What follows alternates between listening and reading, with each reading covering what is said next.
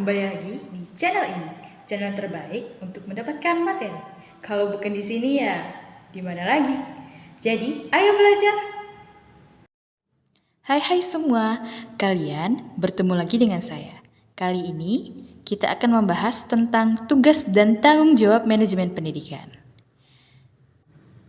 Di dalam bab ini ada beberapa materi yang dapat kalian lihat dalam layar. Jadi, langsung saja kita ke materi yang pertama, yaitu konsep dasar kepala sekolah.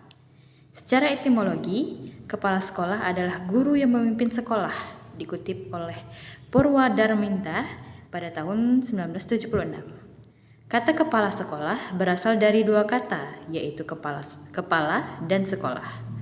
Kata kepala dapat diartikan sebagai ketua atau pemimpin dalam suatu organisasi, sedangkan sekolah adalah sebuah lembaga di mana tempat terjadinya penerimaan dan pemberian penjelasan.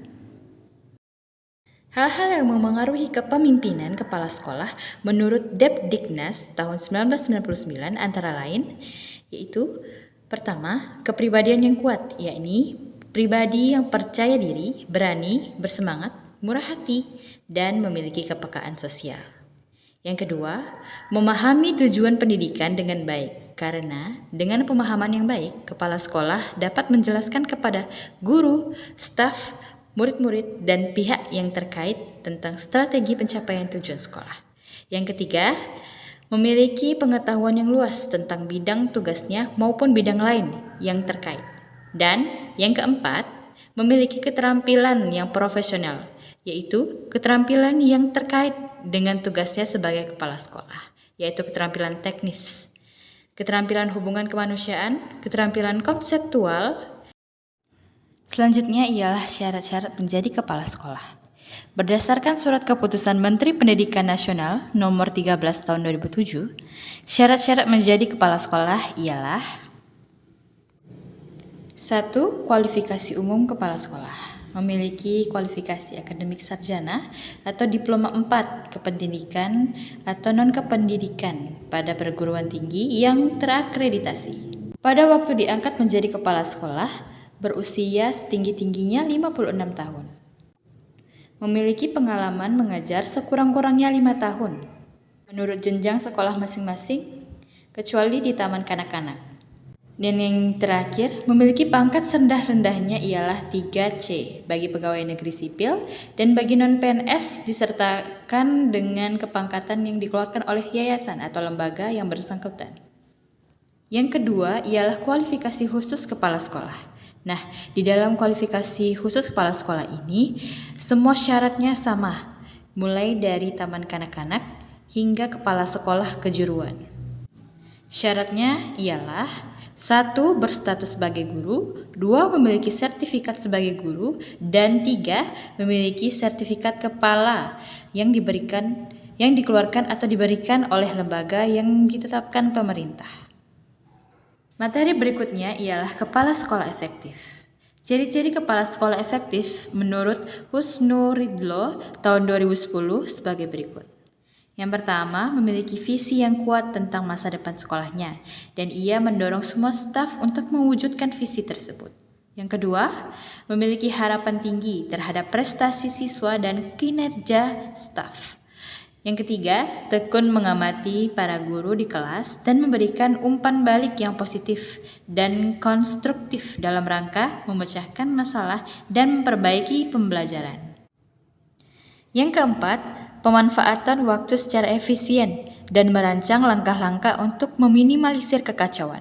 Yang kelima, mampu memanfaatkan sumber material dan personil secara kreatif. Dan yang terakhir ialah memantau prestasi siswa secara individual dan kolektif serta memanfaatkan informasi untuk mengarahkan perencanaan instruksional.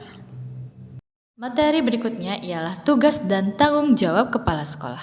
Menurut Purwanto, pada tahun 1970, tugas dan tanggung jawab kepala sekolah atau manajer pendidikan yaitu harus mengalami perkembangan dan perubahan, baik sifat maupun luasnya sesuai dengan pendidikan di negara Indonesia yang bersifat nasional demokratis.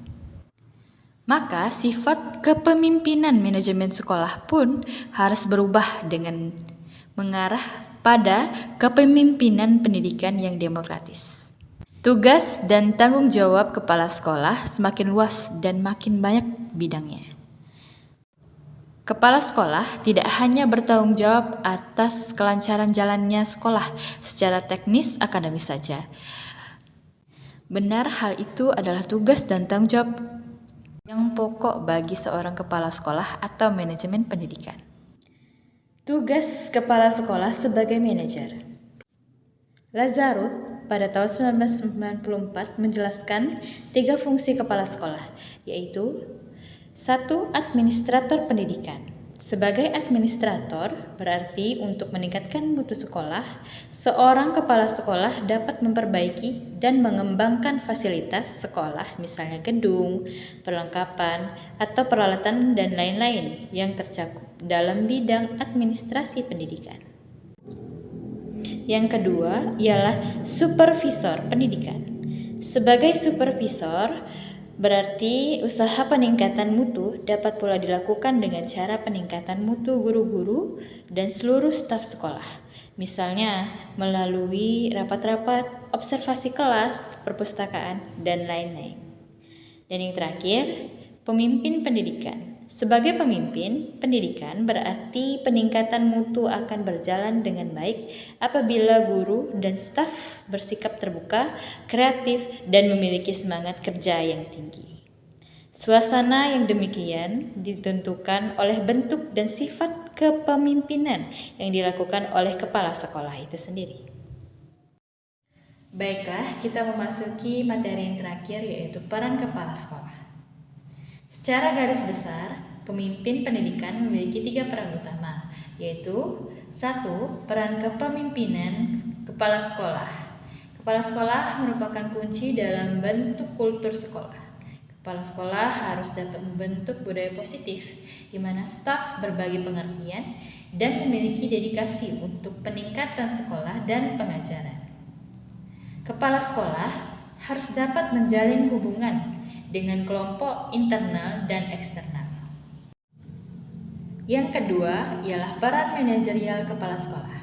Peran manajer merupakan aspek utama kepemimpinan kepala sekolah. Secara umum, kepala sekolah harus memimpin dari pusat, demokratis, dan mendelegasikan tanggung jawab, memberi kuasa dalam pengambilan keputusan, dan mengembangkan usaha elaboratif yang mengikat siswa, guru, dan orang tua.